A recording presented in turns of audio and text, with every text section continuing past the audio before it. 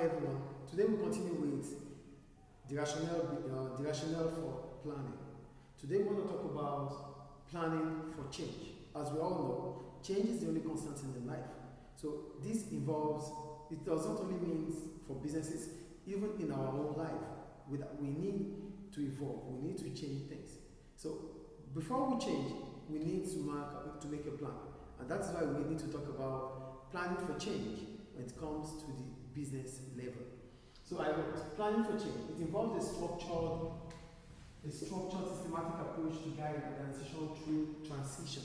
So transition is about probably the business might want to, change its model of operation. The business might want to change the involvement of its workers. And most of the time, these things workers might feel they might not feel okay with it. They might feel reluctant to change. We call it resistance to change. Resistance to change. So it is important for a business to plan ahead of time whenever it needs to transit from one system or from one style to another. And that is where what we are talking about today. So as soon as the business understands that it needs to put up a structure, a systematic structure that would bring about a smooth transition, then it is important for the business to carry on or to carry along employees and whoever the stakeholders that are involved in the transition process. So what are the benefits of planning for change? Benefits of planning for change. Number one, minimizes operational disruptions. It minimizes operational disruptions. I wrote, planning ahead allows the company to be proactive, which in turn helps its adaptability to new conditions. When a business is able to plan for change, it allows the business becomes proactive, which simply means that whatever situation the business finds itself, it will be able to adapt easily. And that is one of the benefits of planning for change.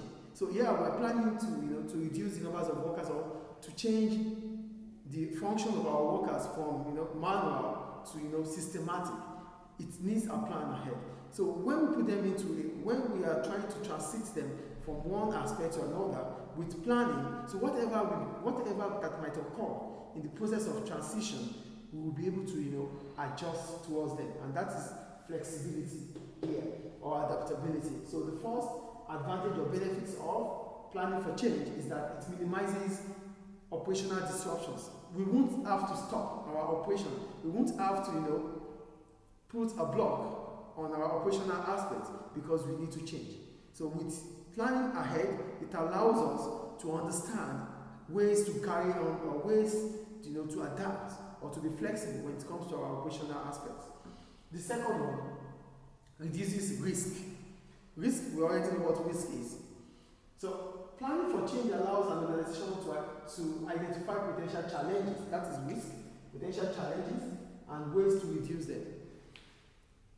When the business is able to plan for change, it allows the business to look ahead and understand the potential challenges in front of them.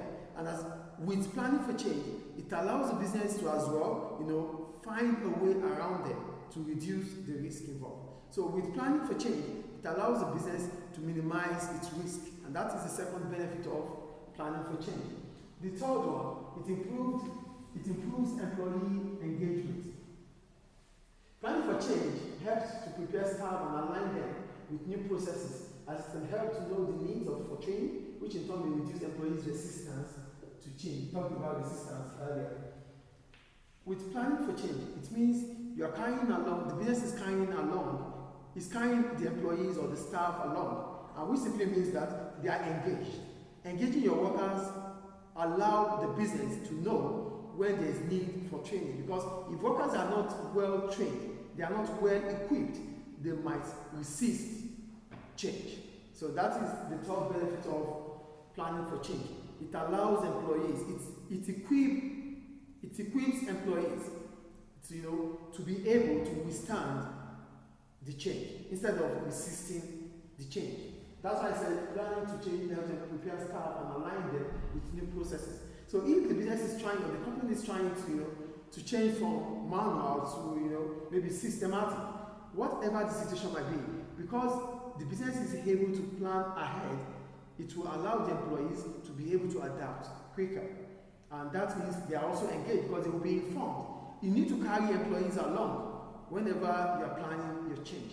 Without them being carried along, it becomes difficult for them, it becomes difficult for them to adjust within the short period of time. So these are the benefits of planning for change. And the last note for today is about change management. Now, when we talk about change management, we're simply looking at the individual level, the team level, and the organization as a whole. So I wrote, it is a systematic approach. It's a systematic approach to dealing with change, both from the perspective of an organization and individual. So for planning for change, or for change management, it simply involves individuals, teams, and the organization as a whole to be able to successfully transit from one style to another. So I wrote it involves preparing, supporting, and helping. It involves preparing. You are letting them to understand what is ahead of them. You are preparing them. You are equipping them for the change that is coming forth. Supporting them, whatever resources they need, probably training, motivation, whatever resources they need, you are making it available. And helping teams, and the whole organization to make changes successfully.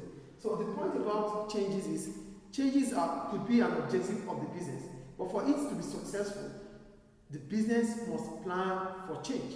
The business must be ahead of time. And by doing that, it means it's involving its employees, it's involving the teams, it's involving the organization as a whole. And that is the only way transition will be a success. In the next class, we're going to talk about different kinds of change management. Thank you.